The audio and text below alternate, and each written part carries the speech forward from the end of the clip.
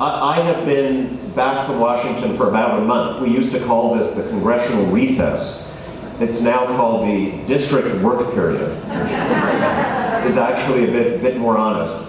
This is the 7th town hall that I have done in this 1 month period. We've done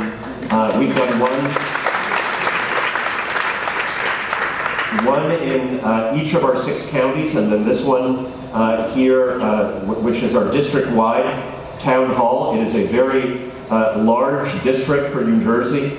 As you know, it's going to get bigger when we buy Greenland.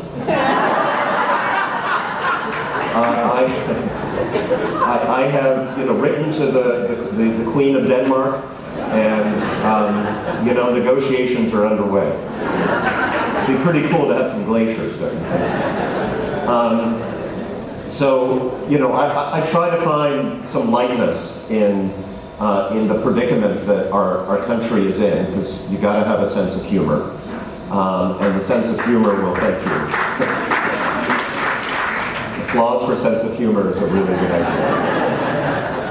But obviously we are going through some pretty troubling times together, and that's one reason we have such extraordinary turnout for these meetings. And you know what's going on. There are words being spoken at the highest levels of leadership in our country that many of us would never have thought possible in America. There are things happening that mystify us, that confuse us, that make us concerned about our future. Early last week, we marked, not celebrated, marked the 80th anniversary of the start of the Second World War, of the Nazi invasion of Poland in 1939. I thought a lot about that because it's a personal anniversary for our family. As you may know, I came to America, to New Jersey, when I was 6 years old from Poland with my mom, who's here with us today.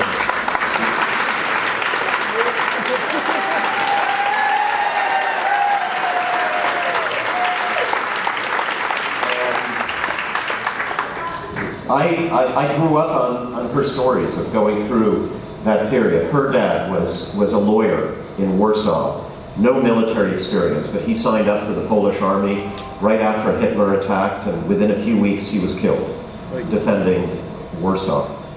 So she and her mom and her grandmother tried to make their way through that nightmare, and there were some really amazing stories that she told me, experiencing hunger, and at one point suckling on a goat to try to stay alive, seeing German soldiers gun down children, including her play friends, on the streets of Warsaw. How my family used mothballs to mask the scent of folks that they were hiding in their house, Polish resistance fighters, Jewish friends and neighbors, from the dogs that the Nazis would bring when they were trying to sniff out these people. And I thinking about these stories growing up, I thought I was reading about history, about a really interesting and terrible time. Never really thought that I would get to a point in my life as an American when I started worrying that perhaps that stuff isn't just history.